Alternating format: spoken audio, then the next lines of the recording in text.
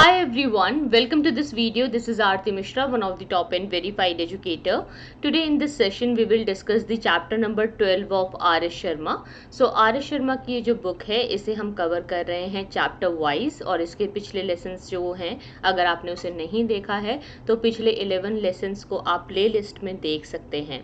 आज के सेशन में हम state and varna society in age of Buddha invasion इसे डिस्कस करने जा रहे हैं। Extremely important. इससे पहले कि आज का सेशन शुरू करें आपको जानकारी देना चाहूँगी गाइस कि हमने एक नई चीज़ यूज़ की है, वो है डेली स्टडी प्लान।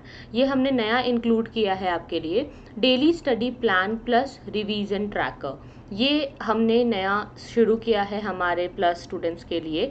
तो आपको एक डेली स्टडी प्लान मिलेगा with book list and courses के साथ जो जो आपको देखना है, प्लस पे कौन से एजुकेटर को फॉलो करना है, किसको आप देख सकते हैं, कौन सी बुक आप पढ़ सकते हैं। तो एक डेली स्टडी प्लान मिलेगा आपको पूरा, उसमें 2 ईयर्स का टाइम टेबल है और उस टाइम टेबल के साथ में आपको एक रिवीजन ट्रैकर मिल रहा है। तो आप अपना रिवीजन कर पाओगे, आप अपने रिवीजन को ट्रैक कर पाओगे। तो ये हम कर रहे हैं आपके लिए अगर आप टॉप 10 का रेफरल कोड यूज़ कर सकते हैं। तो अगर आपको टॉप 10 का रेफरल कोड यूज़ करना है, सब्सक्रिप्शन लेना है, तो आप इस नंबर पे कॉल या व्हाट्सएप ज़रूर कीजिए हमें। अगर आप कॉल या व्हाट्सएप करेंगे इस नंबर पे तो आपको सब्सक्रिप्शन की सभी जानकारियाँ मिल जाएंगी। आप सभी एजुकेटर्स को फॉलो कर सकते हैं, अनलिमिटेड एक्सेस है, किसी भी बैच की क्लास आप देख सकते हैं, किसी भी कोर्स को आप देख सकते हैं। टॉप 10 का रेफरल कोड यूज़ करने से आपको एक डेली स्टडी प्लान तो मिलता ही है, साथ ही में आपको रिवीजन ट्रैकर मिल रहा है और 5000 पेजेस का हिंदी और इंग्लिश में पूरा हैंड रिटन नोट्स मिल रहा है। अब ये जो 5000 पेजेस के हैंड रिटन नोट्स हैं ये हिंदी इंग्लिश दोनों में हैं, हिंदी का अलग और इंग्लिश का अलग आपको मिलेगा। यूपीएससी सीएससी की सारी बुक्स और कोचिंग मटेरियल्स आपको मिल रहे हैं। पर्सनलाइज मेंटरशिप आपको कॉल एंड व्हाट्सएप पे मेरे द्वारा मिलेगी। तो आपको ये सारा कवरेज मिल रहा है, ये पैकेज अलग से मिल रहा है अगर आप टॉप 10 का रेफरल कोड यूज़ करते हैं। तो ये this is something from my side which I give to my own followers. दूसरी चीज़ ये है कि गाइज एक आइकॉनिक हमारा ऐड हो गया अनअकैडमी प्लस में। आइकॉनिक क्या है? अनअकैडमी प्लस आइकॉनिक में आपको पर्सनलाइज मेंटरशिप मिलती है टॉप एजुकेटर्स के द्वारा, जिनने इंटरव्यू तक जो पहुंच चुके हैं, जिन्होंने मेंस एग्जाम को क्लियर किया हुआ है और जो बहुत ही ज़्यादा सीनियर एजुकेटर्स हैं, सीनियर जो टॉप के टीचर्स हैं, तो उनके मेंटरशिप में आप डेली बेसिस पे पढ़ोगे। लगभग 5 से 10 मेंटर्स हैं और वो आपको पूरा गाइड करेंगे, आपको कॉल व्हाट्सएप और हर तरह से आपको जो है हेल्प करेंगे। तो Unacademy iconic plus subscription 1 lakh का हो गया है अभी और प्राइसेस इंक्रीज हो रहे हैं गाइस, क्योंकि बैचेस के जो सीट्स हैं वो भरते जा रहे हैं। तो जितनी जल्दी आप सब्सक्रिप्शन ले उतना अच्छा है। प्लस सब्सक्रिप्शन की बाकी की डिटेल्स आपको डिस्क्रिप्शन बॉक्स में मिल जाएंगी। तो आज का ये जो चैप्टर नंबर 12 है इसमें हम लोग क्या डिस्कस कर रहे हैं, हम एक सोशल चेंज को डिस्कस कर रहे हैं। क्योंकि आपको याद होगा कि इससे पहले भी हमने एक चैप्टर पढ़ा था नदर्न ब्लैक पॉलिश्ड वेयर का जो फेस था, जिसमें NBPW यानी कि नदर्न ब्लैक पॉलिश्ड वेयर्स थे। इसकी खास बात हमने क्या देखी थी कि ये एक बहुत ही डेवलप्ड पार्ट था, जहाँ जहाँ पे ये जो पॉटरीज यूज़ होती थी ये सबसे अच्छी वैरायटी ऑफ पॉटरीज मानी जाती थी। तो इसीलिए इसकी मतलब हम ये मान सकते हैं कि एक मटेरियलिस्टिक लाइफ की शुरुआत हो गई है, क्योंकि ये एक लग्जीरियस पॉटरी थी, बहुत ही एक ऐसा लग्जीरियस आइटम था जो ओकेजनली लोग यूज़ करते थे। तो अगर आर्कियोलॉजिकली देखें तो जो 6th सेंचुरी BC है ये बहुत ही ज़्यादा इम्पॉर्टेंट टाइम था, क्योंकि इस समय में जो 6th सेंचुरी BC है, 6ठी शताब्दी में हमें देखने को मिलता है कि नदर्न ब्लैक पॉलिश्ड वेयर का जो बिगनिंग है, जो शुरुआत है वो हुई थी। और ये गैंगेटिक प्लेन्स यानी कि जहाँ पे गंगा नदी है उसके आसपास का जो प्लेन एरिया है वहाँ पे ये मटके बनाए जाते थे, ये पॉटरीज बनाई जाती थी, जिसे हम नदर्न ब्लैक पॉलिश्ड वेयर कहते हैं। अब ये इतना इंपॉर्टेंट क्यों है? मतलब आप सोच रहे होंगे कि ये तो सिर्फ एक पॉटरी है, पॉटरी से इतनी बड़ी बात क्या हो गई, ये तो मटके वगैरह तो पहले भी बनते थे। अब ये बाकी पहले वाले मटकों से अलग क्यों है? क्योंकि ये बहुत ही ज़्यादा ग्लॉसी है, बहुत ही शाइनी है और ये एक लग्जीरियस आइटम है, जो दर्शाता है कि लोगों के जीवन में लग्जरी और मटेरियलिस्टिक जो एक लाइफ होती है वो ऐड हो चुकी है।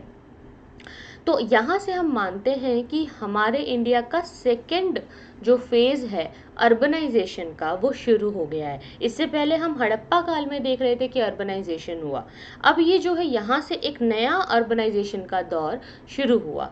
और लकड़ियों का बहुत प्रयोग होता था इस समय में। लकड़ी जो है, वुड जो है, वो प्रिंसिपल बिल्डिंग मटेरियल भी बन जाता है।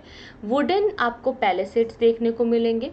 पटना में हमें वुडन पैलेसेस देखने को मिले हैं। पटना में हमें जो है लकड़ियों के बने हुए कई सारे स्कल्पचर्स, मूर्तियाँ, सामान, शेल्फ, घर में प्रयोग में लाई जाने वाली जो वस्तुएं होती हैं वो सब मिले हैं।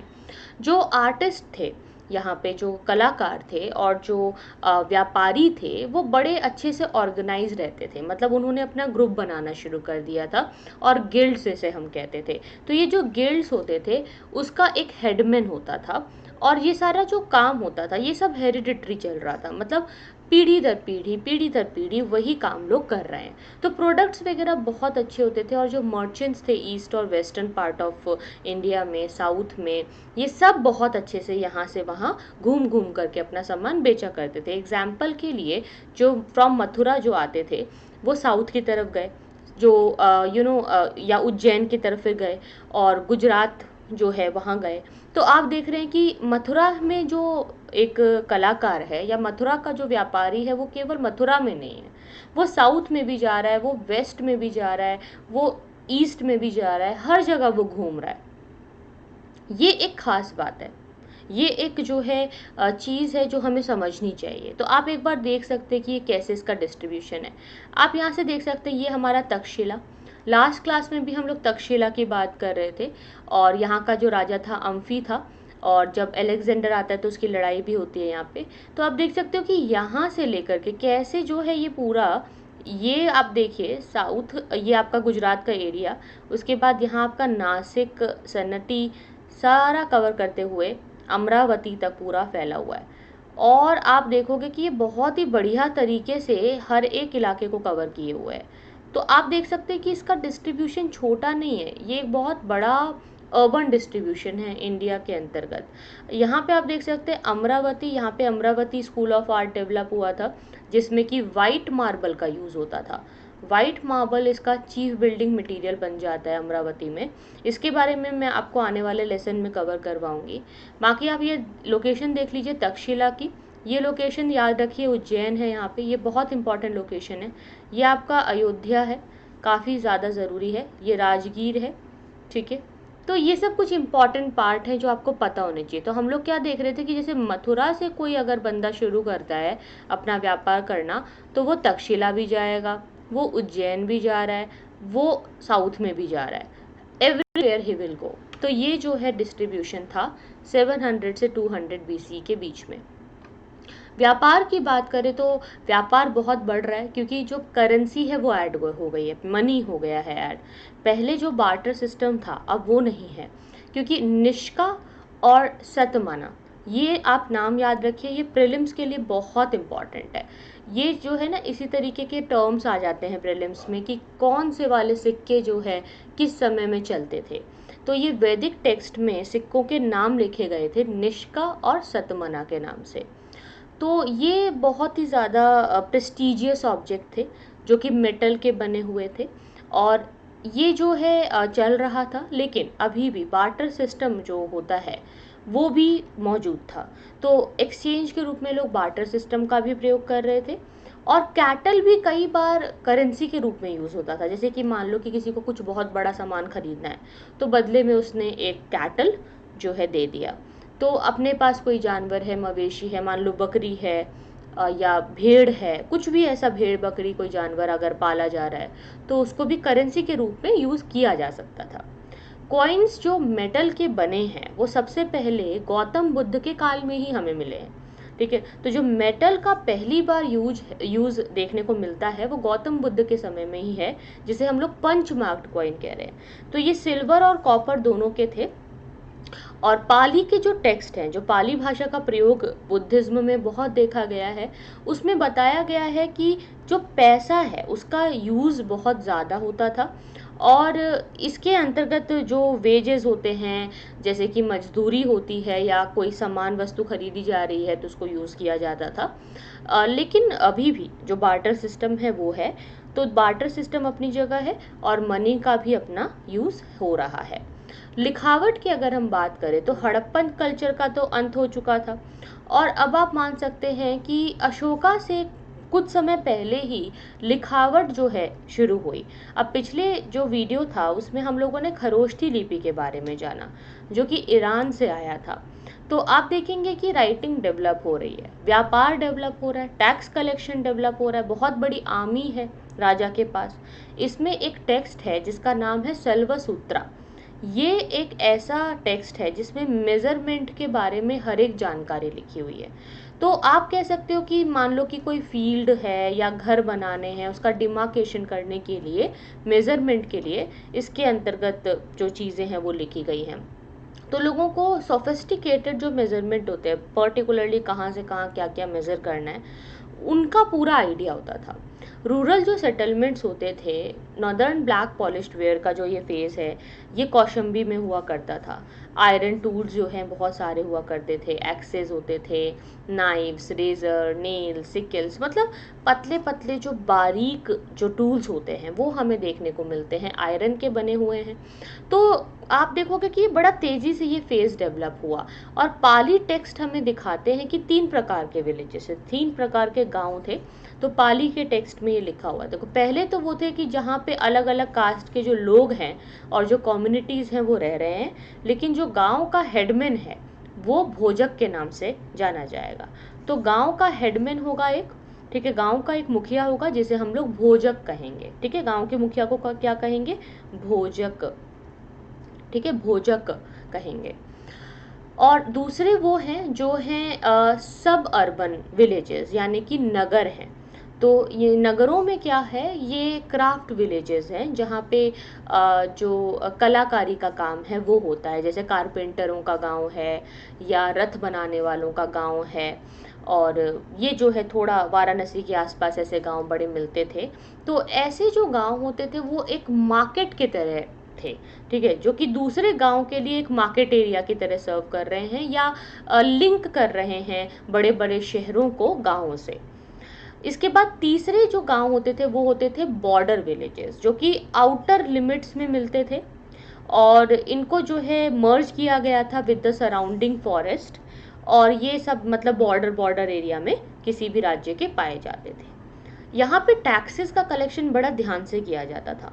जो टैक्स था, इसमें आप देखोगे कि जो पीजेंट्स थे उनको 1/6 अपना प्रोड्यूस का, यानी कि एक जो है छठा हिस्सा अपना प्रोडक्शन का, वो टैक्स के रूप में देना पड़ता था। आप ये देखोगे कि 1/6 पार्ट ऑफ देयर प्रोड्यूस जो ये टैक्स में दे रहे हैं, ये ना सिर्फ यहाँ हमें देखने को मिला है, बल्कि आगे भी हिस्ट्री में जब आप मिडिवल हिस्ट्री पढ़ेंगे, मॉडर्न हिस्ट्री पढ़ेंगे, तो ये 1/6 जो प्रोड्यूस है, ये आप देखोगे कि हर जगह चलता ही था टैक्स में। तो ये डायरेक्टली रॉयल के जो एजेंट्स होते थे, जो राजा के एजेंट होते थे, वो लोग डायरेक्टली लोगों से कलेक्ट कर लेते थे। अभी जमींदारी सिस्टम नहीं था, इतना लैंडलॉर्ड सिस्टम अभी नहीं था। हाँ, बाद में वो लैंडलॉर्ड सिस्टम आ जाएगा, सामंतवादी व्यवस्था आ जाएगी, जिसमें एक राजा होगा, उसके नीचे सामंत होगा, और सामंत के अंतर्गत कई सारे गांव आएंगे।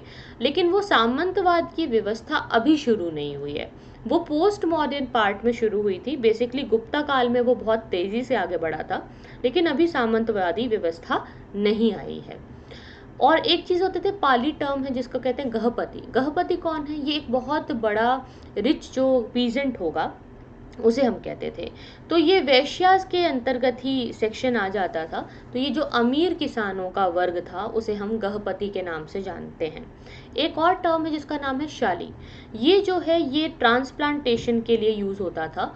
तो ये पाली में, प्राकृत और संस्कृत टेक्स्ट में इसको बहुत बार यूज़ किया गया है, यानी कि लोगों को ट्रांसप्लांटेशन करने की टेक्निक आ गई थी। जैसे कि कोई पौधा है, उसको कहीं से निकाला और कहीं और प्लांट कर दिया, उसको कहीं और उसको जो है आपने लगा दिया। यहाँ पे आप बीजों को नहीं बो रहे हैं, बल्कि पौधों के छोटे छोटे जो पौधे होते हैं उनको निकाल के कहीं और लगा रहे हैं। तो ये लार्ज स्केल पर चलता था। और ये किस क्रॉप से एसोसिएटेड है, पैडी से एसोसिएटेड है। तो पैडी का जो प्लांटेशन है ये सबसे ज़्यादा हो रहा था, ट्रांसप्लांटेशन। तो बुद्ध के समय में पैडी, ये जो अनाज है, सबसे ज़्यादा उगता था। ये लोग जो है दाल भी उगाते थे, दाल हो गया आपका, pulses, millets, barley, cotton, sugar cane, ये सारी चीज़ें ये लोग उगाते थे। दाल, ज्वार, बाजरा, हर चीज़ की ये लोग खेती करते थे। अगर हम एडमिनिस्ट्रेटिव सिस्टम की बात करें तो यहाँ जो राजा है वो सबसे ऊपर है, मतलब he is the official head, और उससे ऊपर कोई नहीं है। और राजा जो है उनका ऑफिशियल स्टेटस बहुत इम्पॉर्टेंट है, और मतलब वो सारे लोगों को प्रोटेक्ट कर रहे हैं, सबकी प्रॉपर्टी को प्रोटेक्ट कर रहे हैं। इनके साथ कुछ ऊंचे दर्जे के ऑफिसर्स होते थे जिन्हें हम महामात्रास कहते थे। ये वैरायटी ऑफ फंक्शंस करते थे, जैसे कि मंत्रिमंडल लोगों का जो काम होता है वो भी करने वाले लोग होते थे, चीफ जो है इनके मिनिस्टर्स होते थे, कमांडर होते थे, सेना नायक होते थे, जज होते थे, अकाउंटेंट होते थे, और हेड होते थे रॉयल हारेम के। तो रॉयल हरम मतलब रॉयल जो इनका पैलेस होगा जहाँ पे सभी लोग रहते थे, जो रॉयल हाउस होल्ड होता था, उसके अंतर्गत भी कई सारे जो हैं हमें चीफ्स देखने को मिलते थे, कई सारे जो लोग हैं वो हमें देखने को मिलते थे। ठीक है, तो इस तरीके से जो है ये चीज़ें चल रही थी। इसके बाद हम देखते हैं आयुक्तास, a class of officers who also perform similar functions in some state. आयुक्ता कौन है? ये क्लास ऑफिसर हैं। ठीक है, तो इनका बड़ा इम्पॉर्टेंट काम है जो राज्य के लेवल पर एक बड़े ऑफिसर का होता है। फिर विलेज हेडमैन है जो कि रूरल एरिया में गांव के अंतर्गत मुखिया का काम कर रहे हैं। ग्रामीणी है जो घर के अंदर एक तरीके का हेडमैन है, और वो ट्राइबल रेजिमेंट का भी हेडमैन हो सकता है। तो जो ग्रामीणी है जो कि पहले ग्राम से निकला था, वो एक ट्राइबल मिलिट्री यूनिट को ग्राम कहा जा रहा है अब। तो ग्राम का मतलब हो गया ट्राइबल मिलिट्री यूनिट, और ग्रामिणी का मतलब हो गया उस पर्टिकुलर यूनिट या उस पर्टिकुलर मिलिट्री रेजिमेंट का जो हेडमैन होगा, तो उसे हम ग्रामणी कहेंगे। ठीक है, तो ये सब कुछ मंत्रिमंडल हैं, लोग हैं जो कि रॉयल ऑफिसर्स हैं, जो कि राजा के साथ लग करके काम करते थे।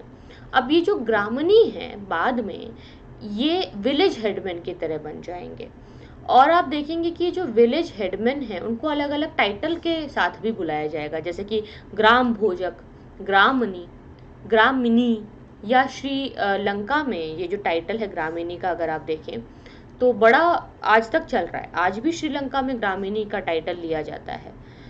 तो 86,000 ग्रामिकास जो हैं वो इस टाइम में थे, जिसे कि बिम्बिसार चला रहे थे, यानी कि 86,000।